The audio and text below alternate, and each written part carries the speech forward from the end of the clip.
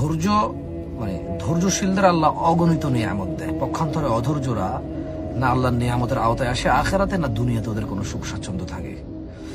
ওদের সুখটা কেমন? যখন অধৈর্যদের সুখ আসে তখন এটা ওরা অহংকার অহমিকা করে বেড়ায়, যে জানিস গাড়িটা কত, জামাটা কত, প্যান্টটা কত, কোন হোটেলে খেতে গেছি, কার সাথে দেখা করছি, কে আমার ফোন রিসিভ করে, কার সাথে আমার উঠা বসা, খুব বলে বেড়ায়।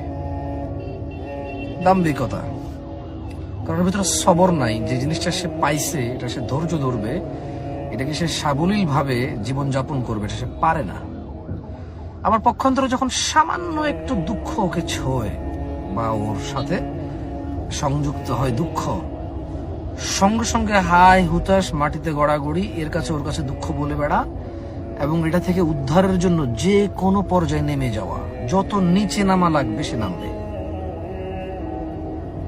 যত অপমান অপদস্থ হওয়া লাগবে সে হবে। এটাকে সে বলবে তার উদারতা, সে বলবে যে আমি অহংকার করি না, তখন এটা বলবে। কিন্তু সে ছোট হবে, নতজামি হবে। হওয়া দরকার ছিল না, তার ধৈর্য ধরা দরকার ছিল।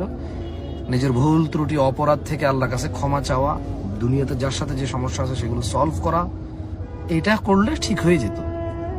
ঠিক না হলেও ঠিক হওয়ার পথ থাকতো, এবং সে সবর করলে সে ওই ভুলগুলো থেকে পরবর্তী সময় বাঁচার চেষ্টা করতে পারত।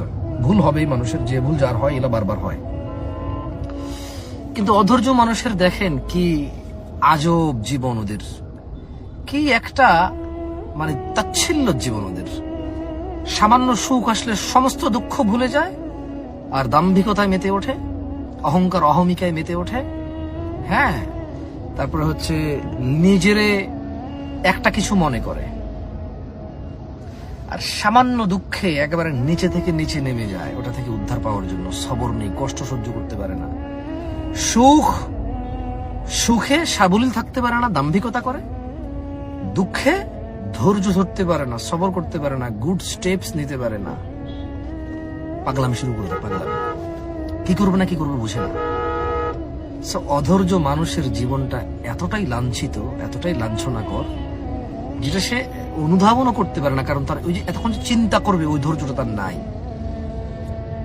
যখন সে কিছু অর্জন করে নিজের বুদ্ধিমত্তার বলে সে অর্জন করেছে, আর যখন সে কিছু বিসর্জন হয়ে যায় তার, তখন সে কখনো নিজের দোষ বলে, কখনো অন্যের দোষ বলে, কখনো কারো দোষ বলে না, কখনো নসিব বলে, সেগুলো বলে। কেমন অধৈর্য মানুষ। আমি সবাইকে অনুরোধ করব, নসিহা করব, ইন্নামা ইউওয়াফাস সাবির, দেখেন আমি বলি, যারা ধৈর্যশীল তাদের প্রতিদান আল্লাহ গুণে দিবে না, অগণিত ভাবে দিবে। কেমন? আল্লাহ জান মাল এগুলো দিয়ে পরীক্ষা করবে, ইভেন জীবনের ঝুঁকি দিয়ে পরীক্ষা করবে, খাদ্য শস্য দানা রিজিক দিয়ে, সুস্থতার অপোজিট অসুস্থতা দিয়ে আল্লাহ পরীক্ষা করবে আমাদের মধ্যে কে ধৈর্যশীল। এগুলো আল্লাহ করবে। কেমন? আল্লাহ মুজাহিদ সেপারেট করবে, ধৈর্যশীল সেপারেট করবে, পরীক্ষার মাধ্যমে কঠিন থেকে কঠিনতম। যে সৎ পথ অবলম্বন করে তার উপর যে বিপদ আপদ আসে, বালা মুসিবত আসে, এগুলো আল্লাহর পক্ষ থেকে পরীক্ষা। আর যে অসৎ পথে থাকে এগুলো তাকে আল্লাহ ওখান থেকে রিটার্ন নিয়ে আসতে চায়, অথবা এটা তার জন্য সংকেত যে তোমার দুনিয়াতে যে দুরবস্থা আখিরাতের চেয়ে হাজার কোটি লক্ষ লক্ষ কোটি গুণ বেশি দুরবস্থা অপেক্ষা করছে। হয় এটা ওয়ার্নিং, ফিরে আসো, আদারওয়াইজ এটা ওর অবস্থা আখিরাতের। আল্লাহ আমাদেরকে বোঝার তৌফিক দান করুন, আমাকেও আল্লাহ ধৈর্য ধরার তৌফিক দান করুন ইনস্ট্যান্ট মেজাজ হারায় ফেলা থেকে। যে যে ত্রুটিগুলোর কথা বলেছি এগুলোর আমার মনে হয় প্রায় মানুষেরই কোনো না কোনো ক্ষেত্রে এই বিচ্যুতিগুলো আছে।